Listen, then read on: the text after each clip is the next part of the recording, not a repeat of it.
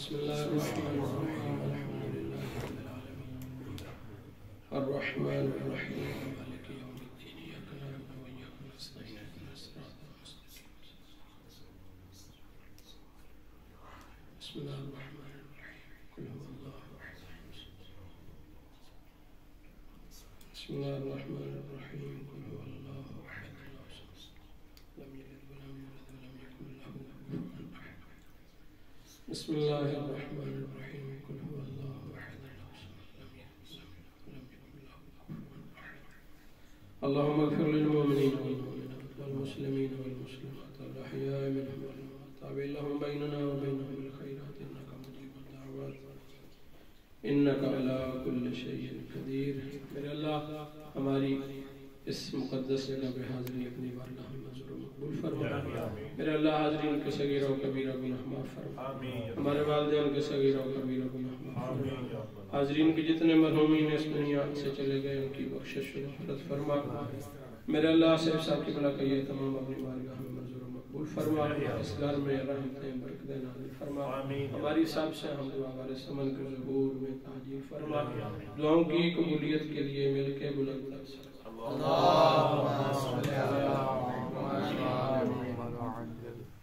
اعوذ باللہ السمیع العلیم من الشیطان اللعین الرجیم بسم اللہ الرحمن الرحیم الحمد للہ الحق المبین الذي إليه مسائر الخلق وعواقب الأمر نحمده على عظيم إحسانه ونير برهانه والصلاة والسلام والتحية والإكرام على سيد أسلم ما في الوجود نقطة دائرة الوجود وصاحب لواء الحمد والمقام المحمود حافظ سره ومبلغ رسالاته العبد المرتضى والنبي المصطفى مولانا ومولى الثقلين جد الحسن والحسين أبي القاسم محمد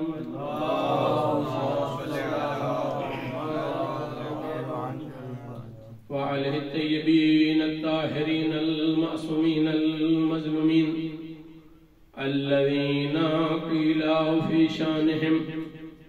إنما يريد الله ليذهب عنكم الرجس أهل البيت ويطهركم تطهيرا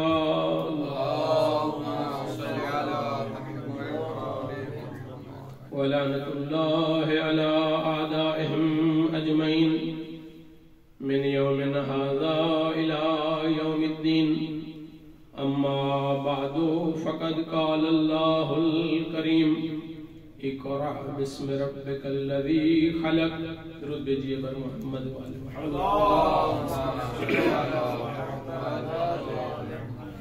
خداوند منان کا لاکھ احسان ہے جس نے کم المقدسہ جیسی عظیم سرزمین پر آپ جیسے عظیم اور ذی وقار احباب کے سامنے آج جیسے عظیم دن میں حاضر ہو کر ذکر محمد والے محمد جیسی عظیم عبادت کی توفیق عطا فرمائی آج کا دن بہت ہی بابرکت اور بہت بڑی مناسبت کا دن ہے تو آپ تمام احباب کی خدمت میں ہدیہ تبریک عرض کرتا ہوں اور آپ کی اجازت سے بات شروع کرنے لگا ہوں اور اپنے موضوع کو ایک سوال کے ذریعے بیان کرنا چاہتا ہوں کہ عام طور پہ یہ سوال کیا جاتا ہے کہ یہ 27 رجب المرجب کا دن آیا یہ بیست کا دن ہے یا معراج کا دن ہے اور گزشتہ شب 27 کی جو رات گزری ہے آیا یہ معراج کی رات ہے یا بیست کی رات ہے تو اگرچہ اس کے بارے میں ایک قول موجود ہے کہ یہ رات معراج کی رات ہے اس سے انکار نہیں کیا جا سکتا لیکن جہاں پر معراج کے بارے میں 27 رجب کی رات کا قول ہے وہاں پہ اور بھی بہت سارے اقوال معراج کے بارے میں موجود ہیں. توجہ ہے، بہت سارے اقوال اس معراج کی تاریخ کے حوالے سے، زمان و مکان کے حوالے سے موجود ہیں. البتہ اصل واقعہ معراج کا انکار کوئی نہیں کر سکتا اور وہ ایک مسلمہ حقیقت ہے. خداوند متعال نے اس کو سورہ اسراء میں اور سورہ نجم میں بھی بیان کیا ہے، اور ارشاد رب العزت ہوا سبحان الذی اسریٰ بعبدہ لیلا من المسجد الحرام الى المسجد الاقصی. یا سورہ مبارکہ نجم میں بھی ارشاد ہوا، اور وہ آیات آپ کے سامنے ہے کہ اتنی قربت اختیار کر گیا رسول خدا کہ کانا قاب قوسین و ادنیٰ کی منزل پہ فیض ہو گئے. یہ مسلم ہے، اس کا کوئی انکار نہیں ہے، لیکن اختلاف ہے تو فقط اس میں کہ وہ معراج رسول کو کب نصیب ہو. جی، اور آج کا یہ دن معراج کا دن ہے یا بعثت کا دن ہے، تو اس کے بارے میں ایک اور جس طرح میں نے عرض کیا اس رات کے بارے میں بھی ملتا ہے، اور رمضان کی تاریخ بھی بتائی گئی، ربیع الاول کی 17 تاریخ بھی بتائی گئی، اور ملا فضل اللہ کاشانی نے منہج الصادقین میں وہاں پہ ربیع الاول اور ربیع الثانی کی اور شوال کی تاریخیں اور بھی مختلف تاریخیں اس کے بارے میں نقل ہوئی. جس طرح معراج کے زمان میں اختلاف ہے اسی طرح اس کے مکان میں بھی اختلاف ہے. تو مقدمے کے طور پہ بتاتا چلوں کہ اس اختلاف کی وجہ کیا ہے. تو اس اختلاف کی وجہ میں مجھے اپنے چھٹے امام کا ایک فرمان اور ایک ارشاد گرامی ملا کہ ہمارے چھٹے لال ولایت ارشاد فرماتے ہیں کہ اوریجن نبی ہو میتم و 20 مرہ، کہ ہمارے جد امجد محمد مصطفیٰ حبیب خدا کو ایک نہیں، 2 3 4 نہیں بلکہ 120 مرتبہ معراج پہ بلایا. تو چونکہ معراج زیادہ ہے اس لیے طبی بات ہے جب زیادہ معراج ہوں گے تو ان کا زمان بھی مختلف ہوگا، ان کا مکان بھی مختلف ہوگا، تو سارے قول اپنی اپنی جگہ پہ ممکن ہے حقیقت پر مبنی ہوں. اور یہ جو 120 مرتبہ قبلہ ظفر صاحب ہمارے رسول خدا کو معراج پہ بلایا گیا، ان میں سے جو سب سے پہلی معراج ہے وہ ہجرت سے پہلے ہے اور باقی معراج ہجرت کے بعد ہے. ایک درود بھیجیے بر محمد.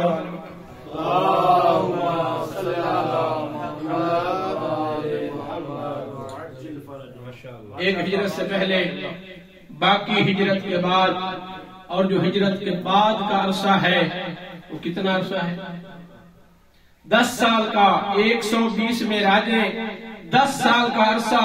اور 10 سال کے اندر کتنے مہینے ہوتے ہیں؟ 120 مہینے ہوتے ہیں. ان 120 مہینوں میں سے ایک معراج وہ ہے جو ہجرت سے پہلے نصیب ہوئی، باقی معراجیں وہ ہیں جو ہجرت کے بعد نصیب ہوئی. تو پھر مجھے کہنے دو کہ جس کو ہر مہینے اللہ معراج پہ بلائے اسے محمد مصطفیٰ کہا.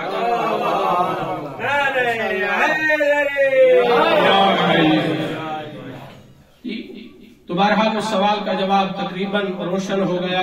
کہ آیا یہ آج کا دن بعثت کا دن ہے یا معراج کا دن ہے، اور اس میں اختلاف کیوں ہے. مجھے معراج نہیں پڑھنا، میں اپنے موضوع کی طرف آنے والا ہوں. بس ایک جملہ اور معراج کے حوالے سے ذکر کر دوں. یہ جو سب سے پہلی معراج جس کے بارے میں خدا نے فرمایا کہ من المسجد الحرام الى المسجد الاقصی، خدایا تو نے مسجد حرام کو کہہ دیا، خود مسجد حرام بھی بہت وسیع ہے. آخر رسول کو معراج کہاں سے ہوا؟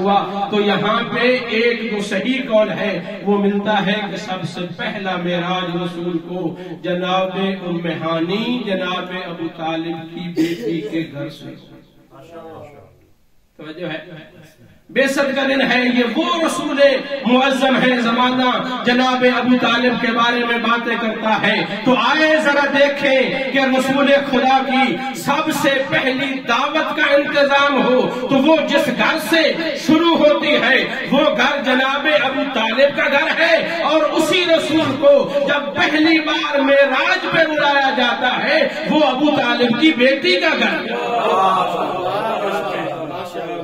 ایک درود بھیجیے بر محمد و آل محمد.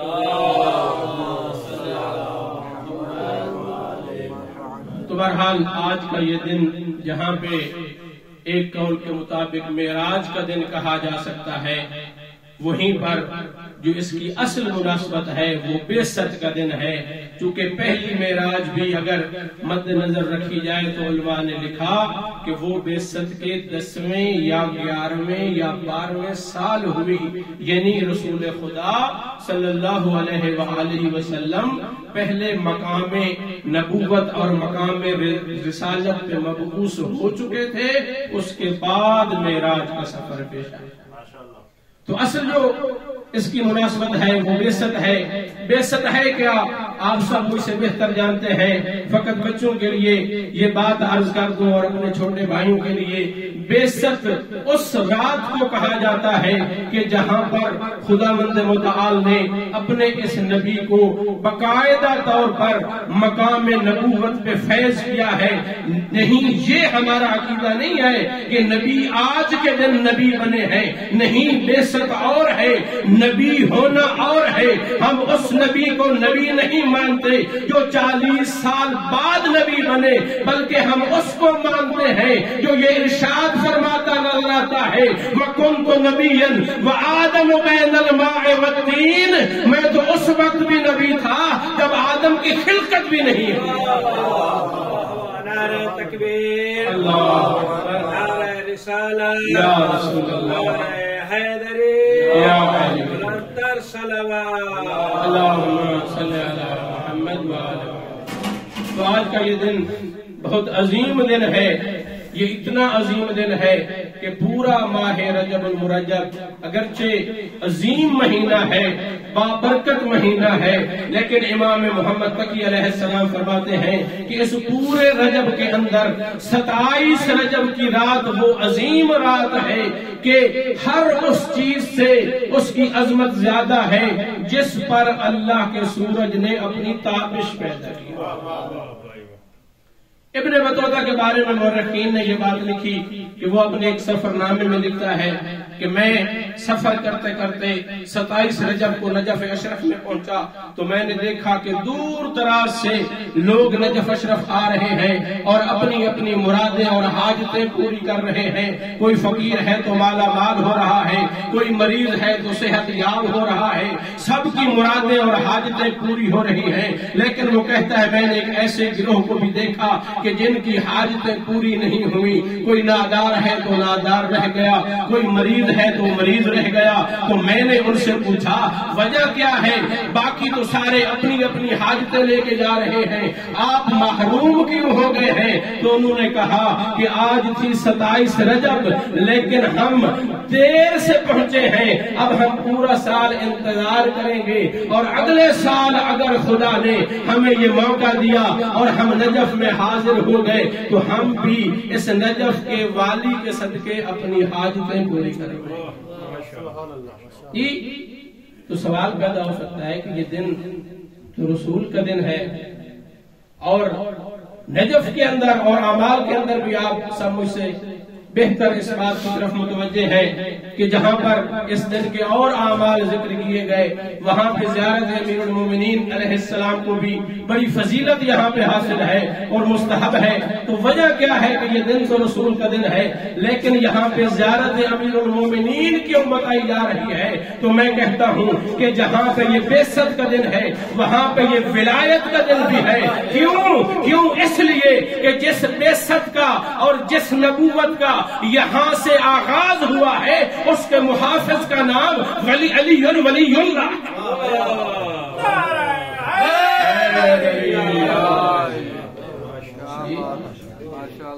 تو ہوا کیا؟ اسی 27 رجب کی رات کو اللہ نے اپنے حبیب کو غار حرا میں بلایا۔ غار حرا میں تو نبی پہلے بھی جاتے تھے لیکن جب آج کی رات گئے تو وہاں پر خداوند متعال نے یہ آیات نازل کی، سورہ مبارکہ الگ کی، اور جب یہ آیات نازل ہو چکی اور مقام رسالت میں باقاعدہ فیض ہو چکے اور مبعوث رسالت ہو چکے تو وہاں سے جب باہر نکلے تو اب میں ان دنیا کے لوگوں کا اور مسلمانوں کا ذمہ دار نہیں ہوں جو یہاں پہ نبی کے ساتھ یہیں سے ظلم کرنا شروع کر دیتے ہیں اور کہتے ہیں نبی پریشان ہو گئے اور نبی کا پتہ نہیں کیا کیا ان کا آپریشن کروایا گیا. ہم اس نبی کو نبی نہیں مانتے کہ جس کے سینے کو چیرا جائے اور نعوذ باللہ وہاں سے کچھ سیاہ نقطہ نکال کے نور کو ڈالا جائے. یا اس نبی کو بھی ہم نبی نہیں مانتے جو کانپتا ہوا ہانپتا ہوا پریشانی کی حالت میں آئے اور اس کی بیوی اس کا ہاتھ پکڑ کے ورقہ بن نوفل کے پاس لے جائے اور ورقہ بن نوفل اس کو بتائے کہ آپ کو مبارک ہو آپ نبی ہو گئے. وہ ورقہ بن نوفل کی مبارک بھی تمہیں مبارک اور ایسا نبی بھی آپ کو مبارک. ہم تو اس نبی کی نبوت کے قائل ہیں کہ جو غار حرا سے نکلا تو جمادات نے آگے بڑھ کے کہا السلام علیکہ یا رسول اللہ. نباتات نے آگے بڑھ کے کہا السلام علیکہ یا رسول اللہ. جمادات کی مبارکیں لے کے نباتات کی مبارکیں لے کے جناب خدیجۃ الکبریٰ کی خدمت میں حاضر ہوئے. تاریخ یہ کہتی ہے رسول پریشان نہیں تھے خدیجہ پریشان نعرہ تکبیر نعرہ رسالت نعرہ حیدری بلندتر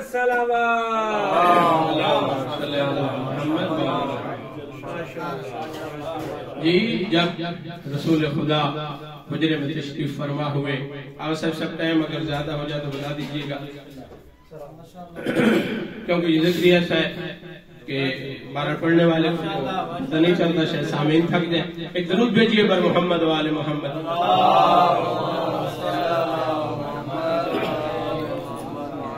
لوگ تو اب آ رہے ہیں اللہم صلی علی محمد و آل محمد.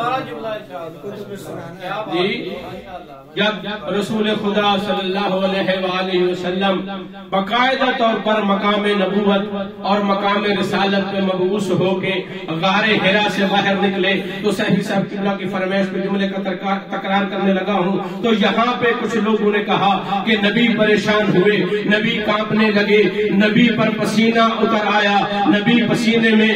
ہو گئے اور شرابور ہو گئے اور جناب خدیجہ کے سامنے آ کر کہا کہ پتہ نہیں کیا ہو گیا ہے. جناب خدیجہ نے ان کی یہ حالت دیکھی اور ان کو ورقہ بن نوفل کے پاس لے گئی اور ورقہ بن نوفل نے کہا آپ کو مبارک ہو, اللہ نے آپ کو اپنے رسول کے طور پر انتخاب کر لیا ہے. تو میں زمانے والوں کو کہوں گا ورقہ بن نوفل کی مبارک بھی آپ کو مبارک, ایسا نبی بھی آپ کو مبارک. ہم تو اس نبی کو نبی مانتے ہیں جو غار حرا سے نکل رہا تھا تو جمادات آگے بڑھ کے مبارک دے رہے تھے, نباتات آگے بڑھ کے اللہ کے حبیب پہ سلام بھیج رہے تھے. جمادات و نباتات و جاندار و حیوانات کی مبارکیں وصول کر کے جب جناب خدیجہ کی خدمت میں آئے تو اللہ کے رسول پریشان نہیں تھے, خدیجہ پریشان تھی. یا رسول اللہ آج آپ کے چہرے سے اتنا نور کہاں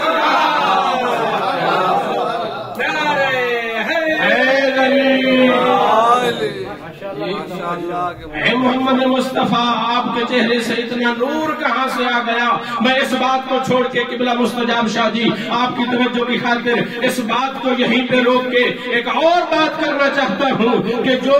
کتاب قرآن کے بعد ہمارے سنیوں کے نزدیک, ہمارے اہل سنت برادران کے نزدیک صحیح کا درجہ رکھتی ہیں, اگرچہ ہم قرآن کے بعد اور نہج البلاغہ صحیفہ سجادیہ کے بعد اپنی کسی بھی کتاب کو صحیح کا درجہ نہیں دیتے, لیکن وہ سیاہ ستہ انہوں نے اپنی سیاہ ستہ میں ایک روایت نقل کی اور روایت بھی جناب عائشہ سے. اب ان کی اور کسی روایت کو ماننے نہ ماننے والا جس روایت کو ہم مان لیتے ہیں, کیا روایت ہے کہ وہ جناب عائشہ یہ روایت کرتی ہیں کہ سرکار رسالت مآب کے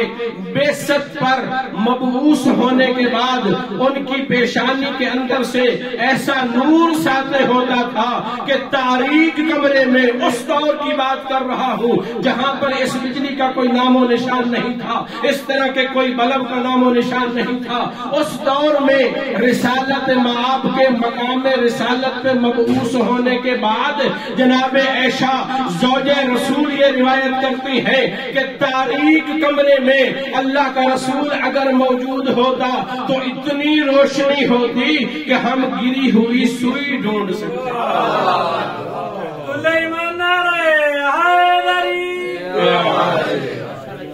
جی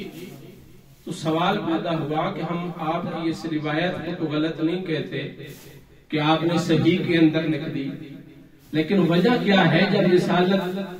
پر فیض ہونے کے بعد رسول خدا کے چہرے سے اتنا نور ساطع ہوتا تھا تو آخر شب ہجرت ان منصوبہ بنانے والے وہ ساری رات پریشان کیوں رہے کہ بستر پہ سونے والا اللہ کا نبی ہے یا اللہ کا ولی علی ہے؟ تو پھر یا تو اس روایت کو غلط کہو یا ماننا پڑے گا کہ جتنا نور نبی کے چہرے سے ساطع ہوتا تھا اتنا ہی نور علی کا چہرہ۔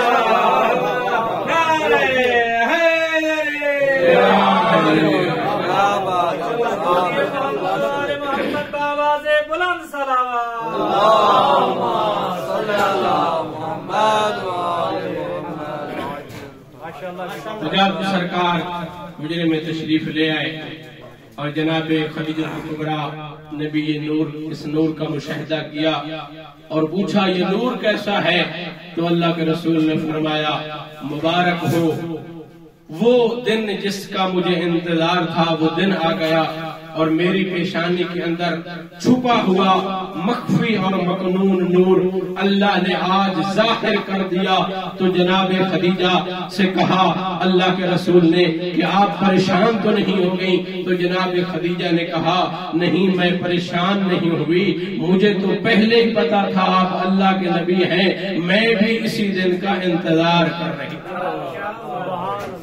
تو رسالت مآب نے فرمایا مجھے ایک ردا دے دیجئے، مجھے ایک چادر دے دیجئے، مجھے آرام کی ضرورت ہے۔ تو رسالت مآب چادر لے کے آرام کرنے لگے تو جناب علی ابن ابی طالب رسول کی خدمت میں حاضر ہوئے اور کہا یا رسول اللہ آج اتنی بڑی عید کا دن ہے لیکن مجھے کسی کے رونے کی چیخنے کی آواز آ رہی ہے۔ تاریخ میں بڑے بڑے رونے والے ملتے ہیں، کوئی غار حرا میں روتا نظر آتا ہے، کوئی عید کے دن روتا نظر آتا ہے۔ جی اتنی بڑی عید کا دن ہے یا رسول اللہ یہ رونے کی آواز کیسی ہے، یہ چیخنے چلانے کی آواز کیسی ہے؟ تو رسالت مآب نے یہ ارشاد فرمایا اے علی جو کچھ میں سنتا ہوں تو بھی سنتا ہے، جو میں دیکھتا ہوں تو بھی دیکھتا ہے، فرق یہ ہے کہ میں نبی ہوں تو نبی نہیں ہے۔ یہ آج اللہ نے مجھے مقام رسالت پہ فیض کیا ہے تو شیطان کے چیخنے کی آواز ہے۔ تو سوال کروں گا یا رسول اللہ آپ سے پہلے بھی رسول آتے رہے، آدم سے لے کر عیسیٰ تک یہ سارے اللہ کے نبی ہیں لیکن شیطان نہیں چیخا تو عجب نہیں آواز آئے، اس لیے کہ وہ رسول تو تھے لیکن ان کی رسالت کی حفاظت کے لیے ولایت کا اہتمام نہیں تھا۔ یا علی آج شیطان اس لیے پریشان ہے کہ جہاں پہ مجھے نبی بنایا گیا ہے وہاں پہ آپ کو ولایت بھی ملی، وہاں پہ آپ کو ولایت بھی ملی ہے۔ تو یہ مختصر سا مطالب بہت زیادہ تھے، مجھے نہیں تھا اندازہ کہ وقت اتنی جلدی سے گزر جائے گا۔ یہ مختصر سا اعلان ولایت اور رسالت کے بعد اسی معاشرے کے اندر کہ جہاں پہ رسول خدا کے اوپر پتھر پھینکے جاتے، کوڑا پھینکا جاتا، رسول کی توہین کی جاتی، لیکن اسی معاشرے میں رسول نے آخر ایسا کون سا معجزہ کر دیا کہ رسول اتنا نفوذ پیدا کر گئے کہ پھر یہی اللہ کے رسول ہوتے تھے، اپنے ہاتھوں کو دھوتے، وضو کرتے، لوگ قطروں کو بطور تبرک لے لیتے، اور آخری حج کے موقع پر اللہ کے رسول کی جب تکسیر اور حلق کا مقام آیا اور سر کے بال کٹوانے کا مقام آیا تو یہی لوگ، اسی معاشرے کے لوگ آگے بڑھ کے رسول کے بال لے رہے ہیں۔ میں کہتا ہوں یہ بڑی بات ہے کہ رسول کے بال کا اتنا احترام ہے، لیکن کاش جہاں پہ آپ نے رسول کے بال کا احترام کیا ہے رسول کی آل کو بھی سمجھ لیا۔ جی تو اس کے مختلف اسباب ہیں، لیکن سب سے جو بڑی بات ہے وہ خلق رسول، وہ رسول کا اخلاق ہے کہ فرمایا انما بعثت لاتمم مکارم الاخلاق، مجھے اس لیے بھیجا گیا کہ میں جا کے اس معاشرے کے اندر اخلاق کی تعلیم دوں۔ اتنے بڑے اخلاق کا مجسمہ، بس آخری بات کر کے منبر چھوڑنے لگا ہوں، دعاؤں کا طالب ہوں، اتنے بڑے اخلاق کا مجسمہ ہے یہ نبی کہ یہی مدینے کی گلیاں ہیں، اللہ کا یہ نبی گزر رہا ہے کہ دیکھا ایک ضعیفہ ہے، سامان اٹھانے کی کوشش کر رہی ہے لیکن ضعیفی کی وجہ سے سامان اٹھایا نہیں۔ اللہ کے رسول آگے بڑھے، اما جان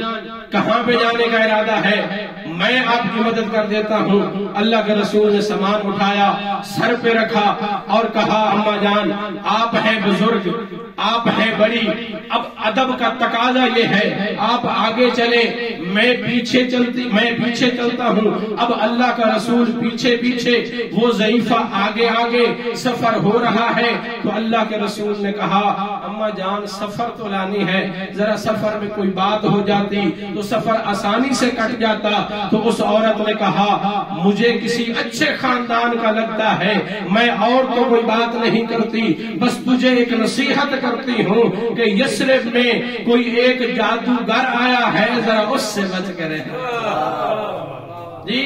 یثرب میں کوئی ایک شخص آیا ہے، نام اس کا محمد ہے، اپنے آپ کو اللہ کا رسول کہلواتا ہے، بتوں کے آگے جھکنے نہیں دیتا، اللہ کے علاوہ کسی اور کا سجدہ کرنے نہیں دیتا۔ کوئی اتنا بڑا جادوگر ہے، اتنا بڑا جادوگر ہے کہ جو بھی اس کے پاس جاتا ہے اسی کا ہو کے رہ جاتا ہے، ذرا اس سے بچ کے رہنا۔ اب یہ نصیحتیں کرتی جا رہی ہے، محمد مصطفیٰ مسکراتے جا رہے ہیں۔ منزل آ گئی، منزل پہ پہنچا دیا تو یہ کہتا چلوں کہ ہم ان کو اپنا رہبر مانتے ہیں جو منزل تک پہنچا کے دم لیتے ہیں، رستے میں چھوڑ کے رستے میں چھوڑ کے بھاگتے نہیں ہیں، منزل مقصود پر پہنچاتے ہیں۔ تو منزل پہ پہنچا کے اللہ کے نبی واپس آنے لگے تو اس ضعیفہ نے بلا کر کہا کہ میری باتیں تو آپ نے ساری سن لی، ذرا اپنا تعارف کرا، تو ہے کون؟ جی تو ہے کون؟ تو اب محمد مصطفیٰ نے آنکھیں جھکا لی، سر ادب سے نیچے کر لیا اور دھیمے سے لہجے میں کہا اما جان ناراض نہ ہوں، تو جس کو تو جادوگر کہہ رہی تھی وہ محمد تو میں ہوں۔ جس کو تو جادوگر کہہ رہی تھی وہی محمد عربی، وہی یثرب والا میں ہوں۔ یہ سننا تھا کہ ضعیفہ نے اپنا سر محمد مصطفیٰ کے پاؤں پہ رکھا اور جھک کر کہا مجھے اپنا کلمہ پڑھا، جب تو اتنا اچھا ہے تیرا دین کتنا اچھا ہوگا، اس دین کا بنانے والا کتنا اچھا ہوگا۔ وآخر دعوانا الحمدللہ رب العالمین۔ بارے اللہ محمد و آل بیت محمد کا واسطہ۔